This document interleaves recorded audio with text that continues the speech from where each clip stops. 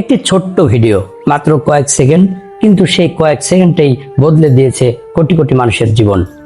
কেউ আমাকে ব্যবহার করে বিখ্যাত হয়েছে, কেউ আয় করেছে লাখ লাখ টাকা, আবার কেউ বলে আমি মানুষের মূল্যবান সময় নষ্ট করি। আমি কে, কেন আমাকে নিয়ে এত আলোচনা, এত বিতর্ক? আজ আমি নিজেই বলবো আমার জীবনের অজানা গল্প। আমি টিকটক, এটাই আমার আত্মকথা। আসসালামু আলাইকুম, স্বাগতম আপনাদের। আজকের ভিডিওটি শুধু একটি অ্যাপের গল্প নয়, এটি একটি ডিজিটাল বিপ্লবের গল্প। কিভাবে একটি ছোট শর্ট ভিডিও প্ল্যাটফর্ম পুরো পৃথিবীর বিনোদনের ধরন বদলে দিল, আজ সেই গল্প শুনবেন টিকটকের নিজের মুখে। ভিডিওটি ভালো লাগলে লাইক দেন, সাবস্ক্রাইব করুন। চলুন শুরু করি। আমি টিকটক। একসময় আমি ছিলাম একেবারেই অপরিচিত। আমার স্বপ্ন ছিল খুব সহজ, মানুষ যেন অল্প সময়ে নিজের প্রতিভা সবার সামনে তুলে ধরতে পারে। প্রথম দিকে কেউ আমাকে গুরুত্ব দেয়নি, কিন্তু ধীরে ধীরে আমার ছোট ছোট ভিডিও মানুষের হৃদয় জয় করতে শুরু করেছে। একসময় আমি হয়ে উঠলাম বিশ্বের সবচেয়ে আলোচিত অ্যাপগুলোর একটি। আমি দেখেছি একটি সাধারণ মোবাইল ফোন আর একটু সৃজনশীলতা দিয়ে একজন অচেনা মানুষ রাতারাতি তারকায় পরিণত হয়েছে।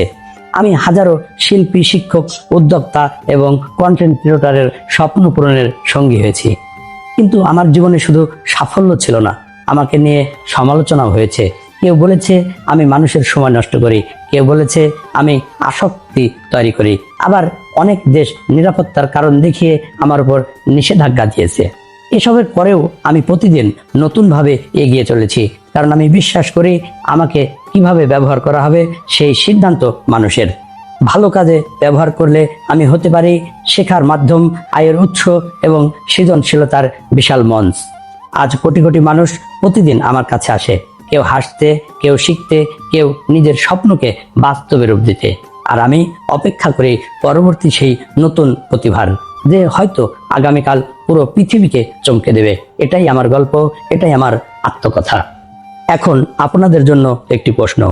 আপনার মতে টিকটক মানুষের জন্য আশীর্বাদ নাকি অপব্যবহারের কারণে কখনো কখনো সমস্যার কারণ? আপনার মতামত কমেন্টে লিখুন। সেরা মন্তব্যটি আমাদের পরবর্তী ভিডিওতে তুলে ধরা হবে।